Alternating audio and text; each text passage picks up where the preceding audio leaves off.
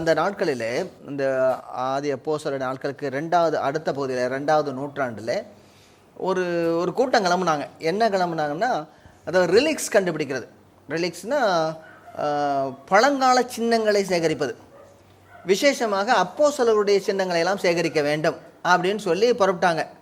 இந்த ரோப்னு ஒரு பிக்சர் கூட வந்திருக்கும். அதாவது இயேசுவானவர் அணிந்திருந்த அந்த முழு அங்கி எங்கே இருக்குது அப்படின்னு சொல்லி ஒரு கண்டுபிடிக்கிறதுக்காக ஒரு பெரிய ஒரு போனதாக எழுதப்பட்டிருக்கும்.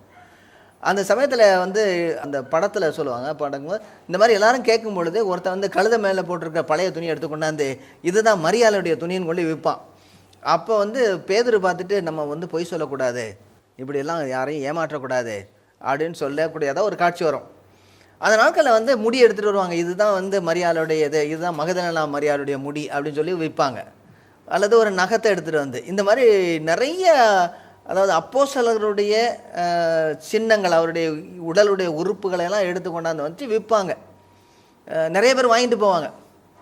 இப்படி அலையும்போது ஒருத்தர் சொல்லியிருக்கிறாரு, உங்களுக்கு அப்போஸ்தலருடைய பழங்கால சின்னங்கள் வேண்டுமா, நீங்கள் எல்லாரும் ஆம்பி தியேட்டர் என்று சொல்லக்கூடிய அரைவட்டமான அந்த தியேட்டருக்கு போங்கள்.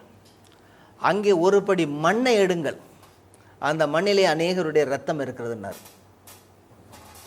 இப்படி தான் திருச்சபை அவ்வளவு போராட்டங்கள் மத்தியில், போராட்டங்கள்னால் ஒரு மனுஷன் கிறிஸ்தவனாய் மாறினான் என்றால் அவனுடைய உயிருக்கும் உத்தரவாதம் இல்லை, அவனுடைய உடைமைகளுக்கும் உத்தரவாதம் இல்லை, அவனுடைய உறவுகளுக்கும் உத்தரவாதம் கிடையாது.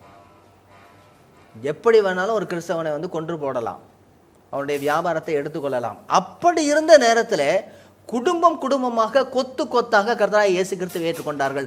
அந்த விசுவாசத்தினுடைய வீரியம் எங்கே போனதுதான் கேள்வி.